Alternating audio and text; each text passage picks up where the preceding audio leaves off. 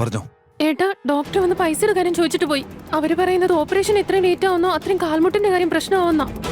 പൈസയുടെ കാര്യം എന്തെങ്കിലും റെഡിയായോ? ഞാൻ നോക്കട്ടെ. ഞാൻ എത്രയും പെട്ടെന്ന് ഹോസ്പിറ്റലിൽ എത്താം. നീ ടെൻഷൻ ആവണ്ട. ഓക്കെ.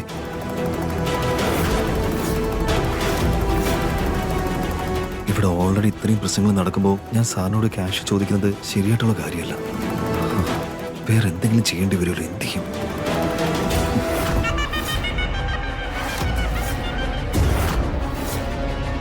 സാർ, അത് നിനക്ക് ആവശ്യം പണമല്ലേ?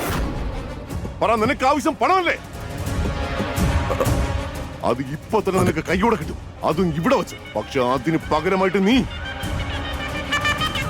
ഇഷയെ വിവാഹം കഴിക്കേണ്ടതായി വരും.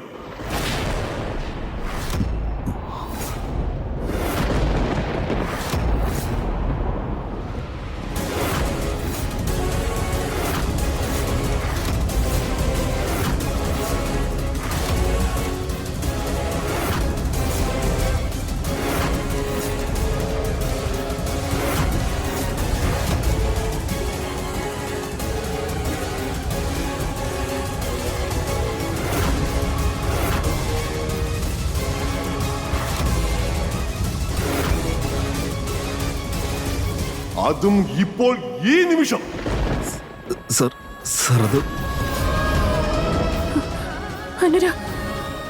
അനുരാഗ് എങ്ങനെയെങ്കിലും അച്ഛനെ തടയാൻ നോക്കൂ പ്ലീസ്.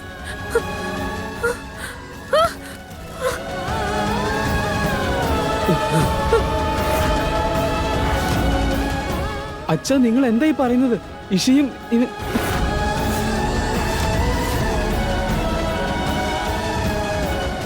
നീ എന്നെ നിന്റെ വിധികർത്താവായി സ്വീകരിക്കാൻ പറ്റില്ലെന്ന് പറഞ്ഞില്ലേ?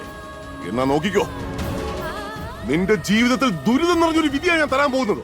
അതിൽ നിന്നും രക്ഷപ്പെട്ടു പോകാൻ നിനക്ക് ഒരിക്കലും പറ്റില്ല.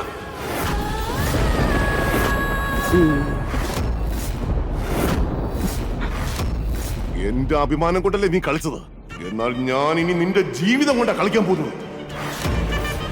നിനക്കത് അനുസരിക്കാതെ വഴിയില്ല. കാരണം നിങ്ങളുടെയൊക്കെ വിധി നിർണ്ണയിക്കുന്നത് ഞാനാ. ഞാൻ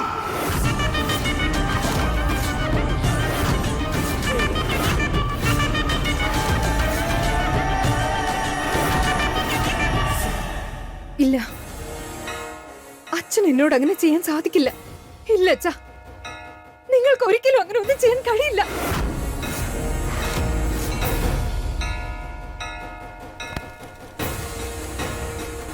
അച്ഛാ, അച്ഛാ, അച്ഛാ, അച്ഛാ,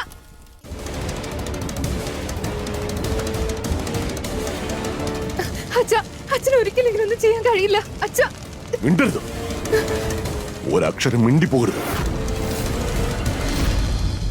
തിരുമേനി, ആ പുടവയും എടുത്തേ.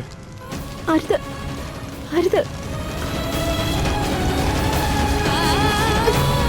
അച്ഛാ, അച്ഛാ, വേണ്ട, ഇങ്ങനൊന്നും ചെയ്യരുത്. അച്ഛാ, ഞാൻ പറയുന്നൊന്ന് കേൾക്ക്. അച്ഛാ, പ്ലീസ്, എന്നെ കാണിക്കുന്നേ. എടാ സൂരജ്,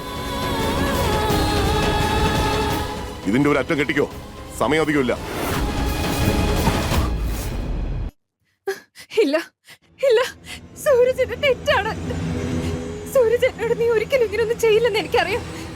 സൂരജ് ദയവായി ഇതിൽ നിന്ന് പിന്മാറും. അവരുടെ കാല് നേരത്തെ തന്നെ അല്പം വീക്കായിരുന്നു. ഇപ്പൊ വീഴുകയും കൂടി ചെയ്തപ്പോ കാല് കുറച്ചുകൂടി ഡാമേജ് ആയി. കാൽമുട്ട് മാറ്റി വെക്കേണ്ടി വരും, അതും എത്രയും പെട്ടെന്ന് തന്നെ. അതിപ്പോ തന്നെ ചെയ്തില്ലെങ്കിൽ അവർക്ക് ജീവിതകാലം മുഴുവൻ എഴുന്നേറ്റ് നടക്കാൻ പറ്റില്ല. നിങ്ങൾ എത്രയും പെട്ടെന്ന് 10 ലക്ഷം രൂപയെങ്കിലും തയ്യാറാക്കേണ്ടി വരും. എന്നാലേ എനിക്ക് ഓപ്പറേഷനുള്ള കാര്യങ്ങൾ ശരിയാക്കാൻ പറ്റൂ. എനിക്കറിയാം, എനിക്ക് എന്റെ പ്രിയപ്പെട്ട ഭഗവാനിലും പിന്നെ നിന്നിലും പൂർണ്ണ വിശ്വാസം.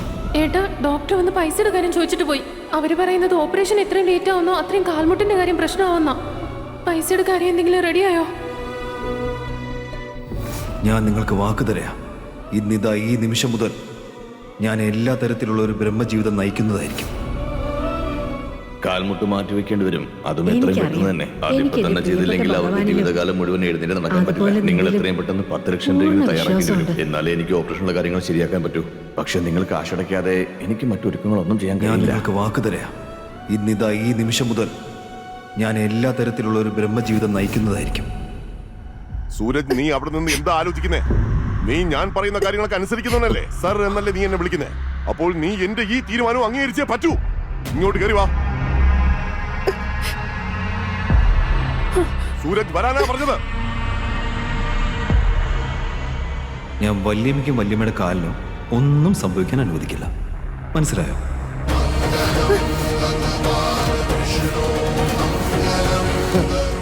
സൂരജ്, ഏട്ടാ, ഡോക്ടർ വന്ന് പൈസയുടെ കാര്യം ചോദിച്ചിട്ട് പോയി. അവര് പറയുന്നത് ഓപ്പറേഷൻ എത്രയും ലേറ്റ് ആവുന്നോ അത്രയും കാൽമുട്ടിന്റെ കാര്യം പ്രശ്നമാവുന്ന. പൈസയുടെ കാര്യം എന്തെങ്കിലും റെഡിയായോ?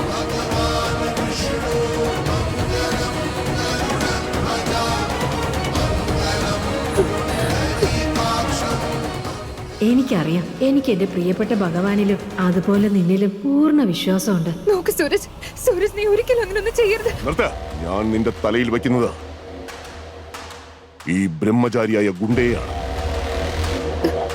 ഇന്നു മുതൽ ദിവസവും നീ ഒരു കാര്യം ഓർത്ത് ദുഃഖിച്ചിരിക്കുന്നു.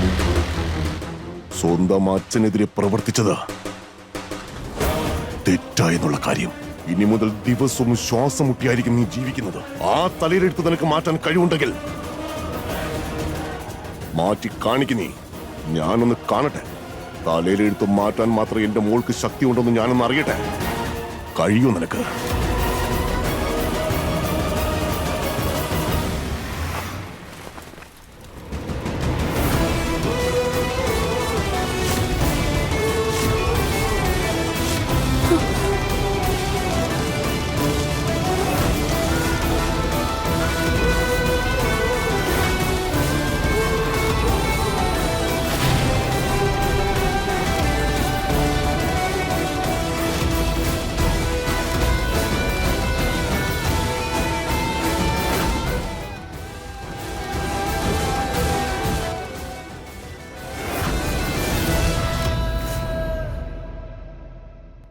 ആദ്യത്തെ വാക്ക്. ഇന്നു മുതൽ നിങ്ങൾ എല്ലാ നല്ലതും ശുദ്ധവുമായ കാര്യങ്ങളിൽ എന്നെ കൂടെ കൂട്ടുമെന്നുള്ളതാണ്. നമ്മൾ ജീവിതത്തിലെ എല്ലാ സന്തോഷങ്ങളും എല്ലാ ദുഃഖങ്ങളും ഒരുമിച്ചായിരിക്കും സഹിക്കുന്നത്. രണ്ടാമത്തെ വാക്ക്. നമ്മൾ പരസ്പരം നമ്മളോടും നമ്മളുമായി ബന്ധപ്പെട്ട എല്ലാവരോടും സ്നേഹത്തോടെയും ബഹുമാനത്തോടെയും പെരുമാറും. നിങ്ങൾ എനിക്ക് എപ്പോഴും സ്നേഹവും ബഹുമാനവും മാന്യതയും നൽകും. മുത്തശ്ശി, മുത്തശ്ശി ഇത് കാണുന്നില്ലേ? ഇവിടെ എന്താ സംഭവിക്കുന്നത് കാണുന്നില്ലേ? മുത്തശ്ശി എന്താ മിണ്ടാതിരിക്കുന്നത്? മുത്തശ്ശി ഇവരൊന്ന് തടയാൻ നോക്ക്. അവൾക്കൊക്കെ ഇത് തന്നെയാണ് വേണ്ടത്. നിങ്ങൾക്കൊക്കെ വിഷയോട് ഇത്രമാത്രം വെറുപ്പുണ്ടെങ്കിൽ എന്തിനാ അവളെ ഇങ്ങനെ ശിക്ഷിക്കുന്നത്? കുറച്ച് വിഷം കൊടുത്ത് കൊന്നു കളഞ്ഞൂടെ? ശർക്കര കൊണ്ട് കാര്യം നടക്കുന്നുണ്ടെങ്കിൽ പിന്നെ വിഷം എന്തിനാ കൊടുക്കുന്നേ? മൂന്നാമത്തെ വാക്ക്. നിങ്ങൾ എപ്പോഴും എൻ്റെ കാര്യങ്ങളിൽ ശ്രദ്ധ വയ്ക്കും. എന്നെ ഒരിക്കലും ഏതൊരവസ്ഥയിലും തനിച്ചാക്കില്ല. ഞാൻ എപ്പോഴും നിങ്ങളെ നന്മയും ശുദ്ധിയുമുള്ള കാര്യങ്ങൾ ചെയ്യാൻ വേണ്ടി പ്രേരിപ്പിക്കും. നാലാമത്തെ വാക്ക്. നിങ്ങൾ നിങ്ങളുടെ കുടുംബത്തിൻ്റെ ഉത്തരവാദിത്വം പൂർണ്ണ മനസ്സോടെയായിരിക്കും നിറവേറ്റുന്നത്. അങ്ങനെ ഒരിക്കലും ആർക്കും ഒന്നിനും ഒരു കുറവുമില്ലാത്ത രീതിയിലായിരിക്കും നോക്കുന്നത്. ഞാൻ നിങ്ങളുടെ സന്തോഷങ്ങളിലും അതുപോലെ എല്ലാ ദുഃഖങ്ങളിലും എന്നും നിങ്ങളോടൊപ്പം ഉണ്ടായിരിക്കും. അവസാനത്തെ വാക്ക്. നമ്മൾ പരസ്പരമുള്ള നമ്മുടെ സ്നേഹവും വിശ്വാസവും ഒരിക്കലും ദുർബലമാകാൻ അനുവദിക്കില്ല. നിങ്ങൾ എപ്പോഴും ആജീവനാന്തം എൻ്റേത് മാത്രമായിരിക്കും. ഞാനും ജീവിതകാലം മുഴുവൻ നിങ്ങളുടേത് മാത്രമായിരിക്കും.